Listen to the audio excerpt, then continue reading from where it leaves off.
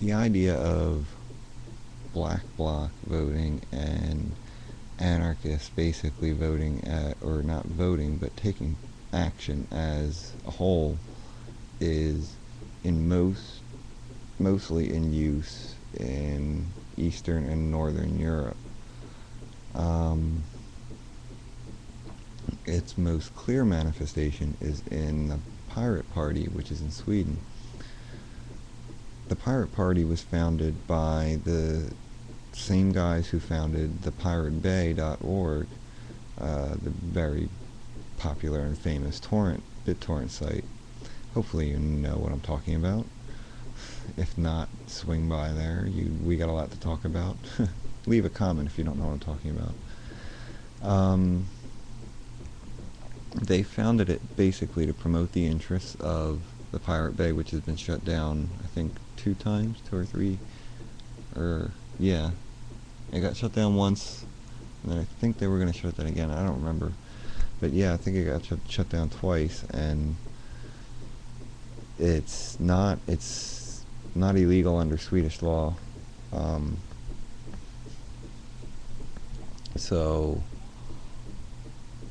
the party basically supports candidates and issues and different things that not only pertain directly to, internet piracy and things like that, freedom, file sharing, but also are generally freedom based, or promote individual liberty or freedom on some kind of level, basic level.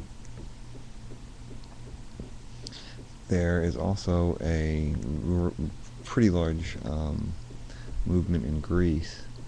I didn't get to talking about Greece in my response last week, but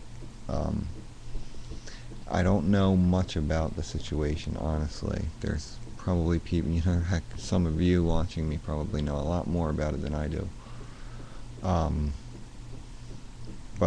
I haven't heard anything in about 6 months from there. But what I was hearing and watching was basically what seemed to be systematic repression by the government of anyone who would anyone allying themselves with what is largely an anarcho-syndicalist movement.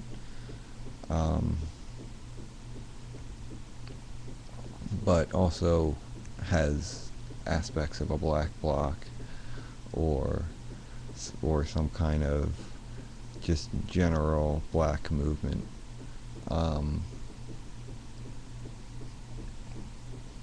Police were targeting, people, kids they thought were involved with them, and holding them without charge. There's several videos. I'm not sure if they're here on YouTube or they're floating around of them beating kids in handcuffs, and I know they showed up at a few jails and outside the prisons and held a few rallies.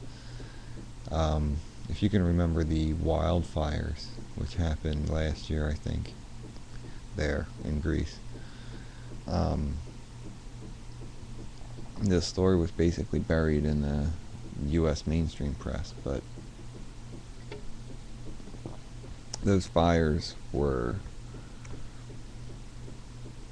basically lit in order to clear out large sections of forest, so to make it easier for development.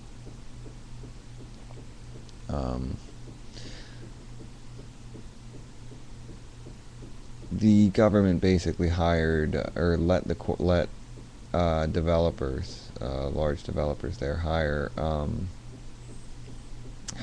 some vandals basically to set some large swaths of forest on fire.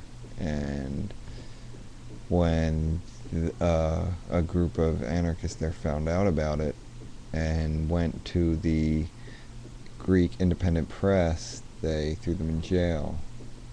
instead of going after the companies that lit the fires. Um, yeah, and again, that was basically buried in the Western media.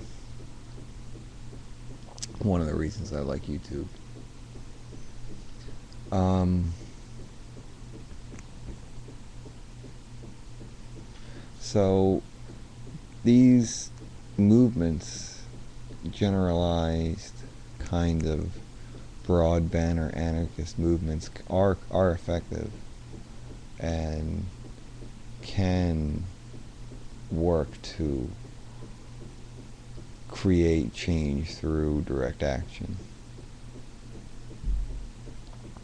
Although I think here in the United States, the kinds of activism which are required are much more localized and much, it needs to be just much more what's called, I know it's grassroots is a real buzzword, but it really does have to be much more decentralized than anywhere else in the world because of how spread out we are, just physically, geographically, and from one another within communities. I think even in Europe, people still know who their neighbors are. I'm not sure that a lot of the people who watch me, I know I have a lot of people around the world who watch me. I don't know that you get that we're really like I don't I don't really know who my neighbors are. Um, and that's not uncommon at all over here. Um, we used to live in tight knit communities, 50 years ago or whatever, and some of those places still exist. And when we go to them, we think, oh, how cute! It's a nice little community. But on the whole, we don't. Most of us don't live like that. And to say even the people that say they do, really, I bet they don't know everyone in their town. And that's the problem. You need to know everyone, and that's what anarchism is. You know everyone around you because you have to.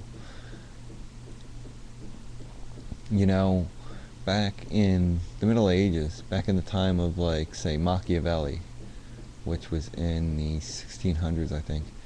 Um, people wouldn't even leave town without somebody else because you might not make it wherever you were going. You were always with someone, and that was true just as a matter of survival, and that was true up until the basically industrialization.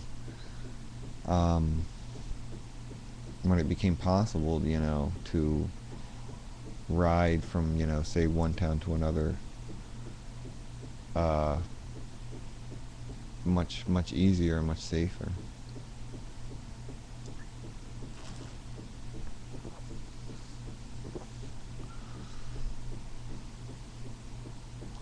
So yeah, um, I'm not against us working together. I'm just against um, mischaracterization, and I'm really against promoting popular misunderstanding because popular misunderstanding is really dangerous. And I thought that's what this whole new technology was supposed to get away from. Giving people a more broad idea and introducing, new ideas, not, demonizing things. So, yeah, I hope that clears things up a little bit on how I actually feel.